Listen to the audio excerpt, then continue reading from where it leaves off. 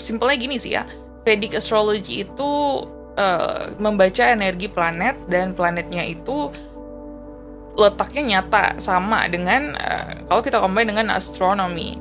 Dan kalau Western itu dia per season.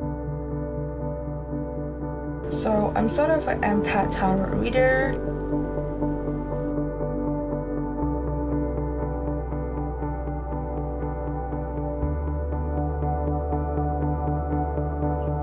Hai teman-teman satu jiwa, selamat datang di Kristalia Tarot Indonesia. Aku Nike Kristalia, aku empath tarot reader.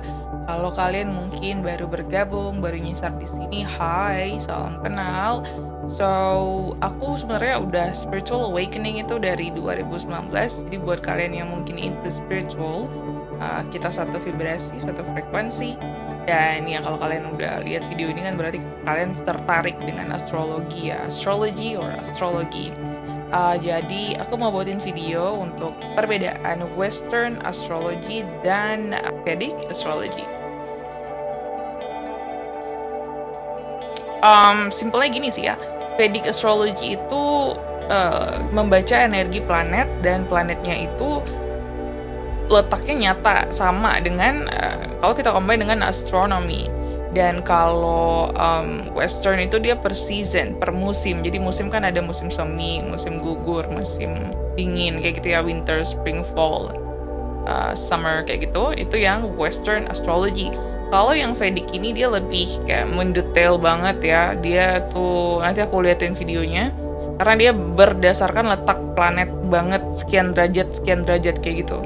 So menurut aku, apalagi itu dia refleksnya atau gambarannya itu ngelihat beneran letak planet berdasarkan astronomi. Jadi menurut aku itu lebih make sense, lebih tepat kali ya namanya. Terus juga sih bedanya Western sama Vedic astrology itu, kalau Vedic astrology itu kan dia tetap ya fixed, tapi tetapnya karena dia udah digambar-gambar gitu loh per garis equinox kayak gitu. Sedangkan Western ini dia selalu berputar, jadi tiap musim jika diteruskan kayak berapa abad ke depan itu akan berubah putarannya. Jadi dia tidak fixed.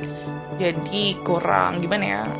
Well, some people mungkin suka Western astrology, tapi aku karena lebih detail dan lebih precise, I'm into Vedic astrology. So, let's go to the video dan perbedaan Vedic astrology dan Western astrology.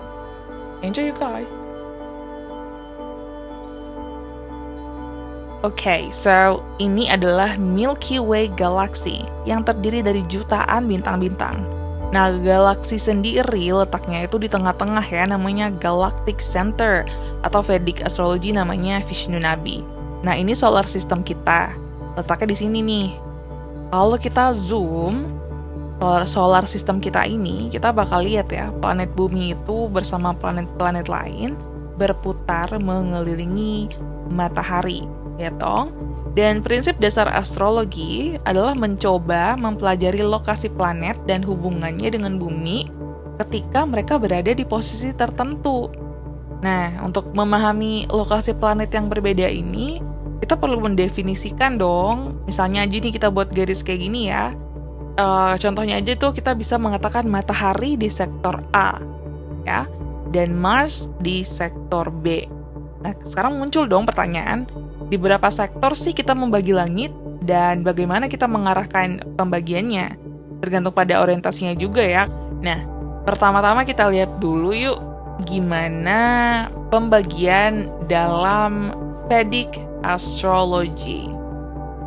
Nah, sebenarnya pembagian langit astrologi di Vedic Astrology ini didasarkan pada posisi awal jauh dari bumi.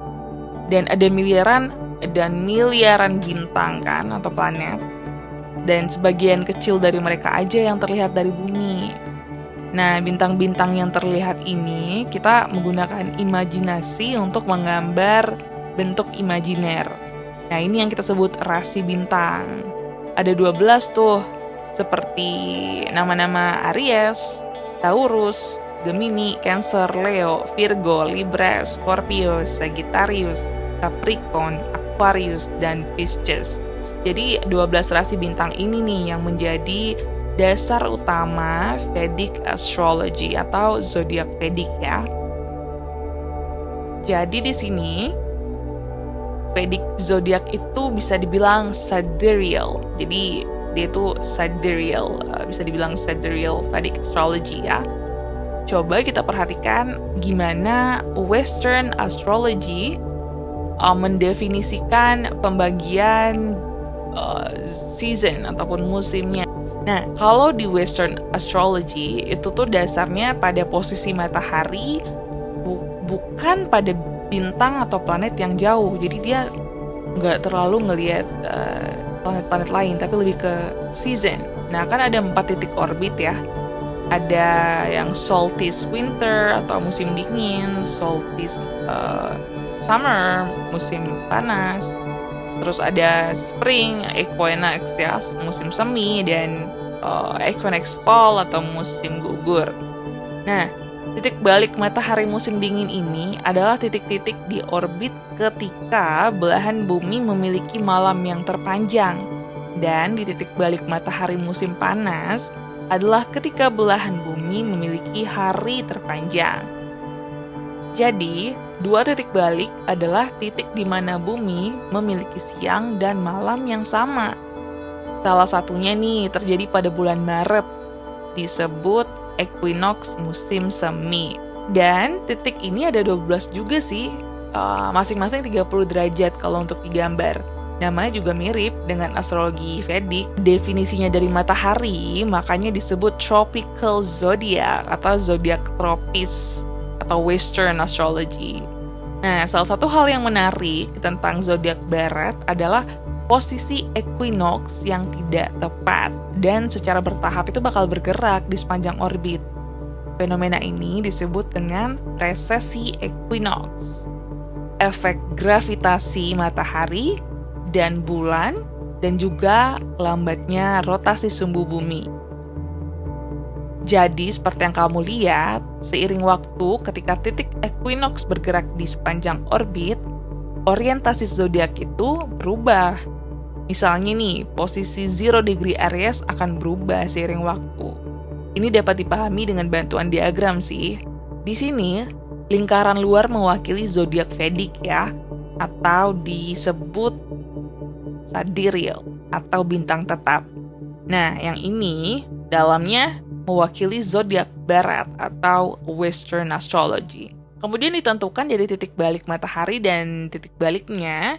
Seiring berjalannya waktu, sidereal itu tetap ya, relatif tetap gitu. Sedangkan zodiak tropical atau Western Astrology dia terus berpresisi gitu deh. Nah, perbedaan antara persepsi ini disebut dengan Ayam Namsha.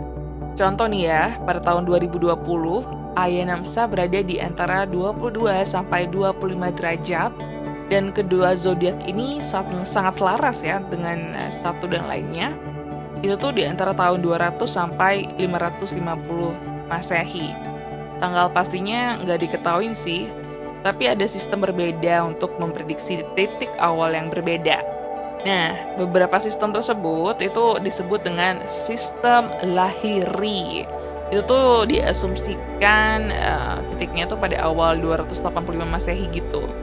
Jadi ada pembagiannya ya, kayak ini di Frapman itu pada tahun 397 Masehi, Yukeshwar dianggap pada tahun 499 Masehi, dan sampai ke Sri Yukteswar dianggap pada 22,81 derajat.